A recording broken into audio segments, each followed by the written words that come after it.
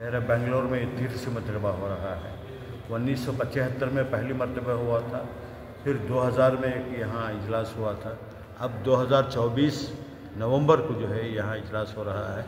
तकरीबन 450 मेंबर और मदुईन जो है स्पेशल इन्वाइटीज इस इजलास में कश्मीर से कन्याकुमारी तक के लोग जो है इसमें 2 दिन का इसमें इज्तिमा में मेन एजेंडा क्या है डिस्कशन का? ठीक है, मेन एजेंडा इसका तहफ़्फ़ुज़ शरीयत और तहफ़्फ़ुज़ औक़ाफ़ है।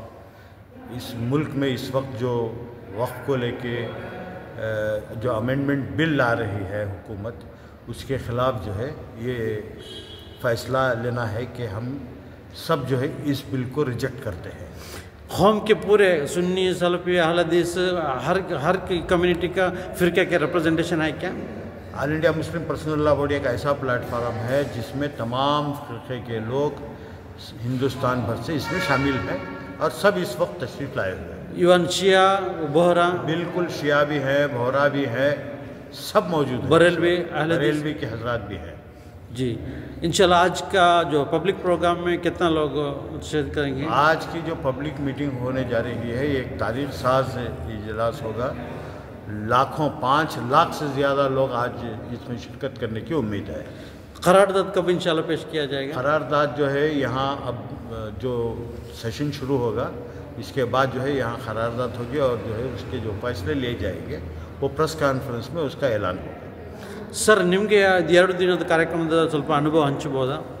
ನೋಡಿ, all India Muslim personal law board ಭಾರತದ 25 ಕೋಟಿ ಮುಸಲ್ಮಾನರ ಒಂದು ಪ್ರಾತಿನಿಧಿಕ ಸಂಸ್ಥೆ.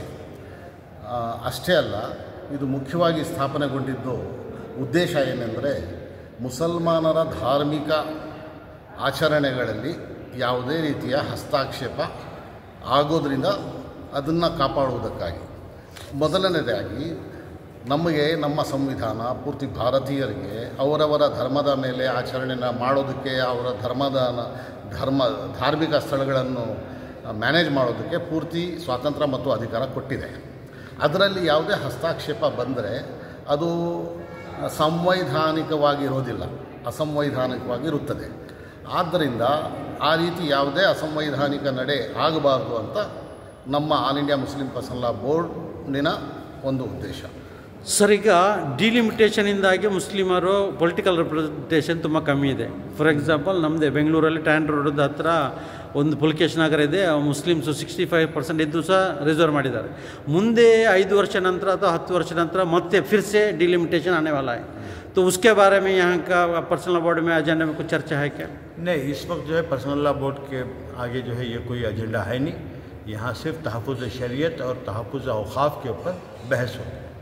जी, तो आइंदा एजेंडा में ये आएगा क्या? इंशाल्लाह जब उसका वक्त आएगा उसे ज़रूर उसके ऊपर जो है पर्सनल लॉ बोर्ड तबादला खाएगा। ಮುಖ್ಯವಾಗಿ all India Muslim personal law board ಸ್ಥಾಪನೆಗೊಂಡಿರೋದು ನಮ್ಮ ಧಾರ್ಮಿಕ ಅಥವಾ ವಕ್ಫಿನ ಬಗ್ಗೆ ಯಾವುದೇ ಹಸ್ತಕ್ಷೇಪಕ್ಕೆ ತಡೆ ಒಡ್ಡುವುದಕ್ಕಾಗಿ ಮತ್ತು ಆಚರಣೆಗಳಲ್ಲಿ ಸ್ವಾತಂತ್ರ್ಯ ಏನು ಕೊಟ್ಟಿದೆಯೋ ನಮ್ಮ ಸಂವಿಧಾನ ಅದನ್ನು ಅದೇ ರೀತಿ ನಡೆಸ್ಕೊಂಡು ಹೋಗೋದಕ್ಕಾಗಿ, ನಮ್ಮ ಒಂದು ಅದರ ಬಗ್ಗೆ ಏನು ಪ್ರಯತ್ನ ಇರುತ್ತೋ ಅದು ಮಾಡೋದಕ್ಕಾಗಿ. ಯಾವುದೇ ರಾಜಕೀಯ ವಿಷಯ ಇದ್ದರೆ ಅದಕ್ಕೆ ಬೇರೆ ಬೇರೆ ಸಂಸ್ಥೆಗಳಿದೆ ನೋಡೋದು. ಸರ್, ಸುಪ್ರೀಂ ಕೋರ್ಟಲ್ಲಿ ಬೇರೆ ಬೇರೆ ಕಮ್ಯುನಿಟಿ ಇಶ್ಯೂ ಬಗ್ಗೆ ನಾವು ಪರ್ಸನಲ್ ಲಾ ಬೋರ್ಡಿಂದ ಕೇಸ್ ಫೈಲ್ ಮಾಡ್ತಿದ್ದೇವೆ. ಅದರಲ್ಲಿ ಏನೋ ಔಟ್ಪುಟ್ ಬರ್ಬೋದೇನೋ ನಿಮ್ಮ ನಿರೀಕ್ಷೆ ಇದೆ? ಜ್ಞಾನವಾಪಿ ಮಸೀದಿ ಆಗಲಿ, ಬಾಬರಿ ಮಸೀದಿದು ವಿಷಯದಲ್ಲಿ ನೀವು ಇಷ್ಟೆಲ್ಲ ಫೈಟ್ ಮಾಡಿಸ ನಮಗೆ ನಮ್ಮ ಫೇವರ್ ಆಗಿ ಜಜ್ಮೆಂಟ್ ಬಂದಿಲ್ಲ. ಇಂಥ ಇಶ್ಯೂ ಬಗ್ಗೆ ಏನಾದರೂ ವಿಶೇಷವಾಗಿ ಅಮಾಯಕರು ಇನ್ನೋಸೆಂಟು ಯುವಕರು ತುಂಬ ಜೈಲಲ್ಲಿದ್ದಾರೆ, ಅವರ ಬಿಡುಗಡೆ ಬಗ್ಗೆ ಏನಾದರೂ ಉಂಟು ಅಜೆಂಡಾದಲ್ಲಿ? ना, ये एजेंडा में ये तमाम चीज़ें नहीं हैं जी, बिल्कुल नहीं। ನೋಡಿ, ಮುಖ್ಯವಾಗಿ ನೀವು ಭಾರತೀಯ ಮುಸಲ್ಮಾನರ ಬಗ್ಗೆ ಪ್ರಶ್ನೆ ಕೇಳ್ತಿದ್ರೆ ಎಲ್ಲ ಭಾರತೀಯ ಮುಸಲ್ಮಾನರು ಸಂವಿಧಾನ ಮತ್ತು ಕಾನೂನಿಗೆ ಗೌರವ ಕೊಟ್ಕೊಂಡಿದ್ದಾರೆ. ಆದ್ದರಿಂದ ನಮ್ಮ ಕೋರ್ಟುಗಳಿಂದ ನಮಗೆ ನ್ಯಾಯ ದೊರಕುತ್ತೆ ಅಂತ ಎಲ್ರಿಗೂ ವಿಶ್ವಾಸ ಇದೆ. All India Muslim personal law ಬೋರ್ಡಲ್ಲಿ ಆ ಅಜೆಂಡಾ ಇಲ್ಲ.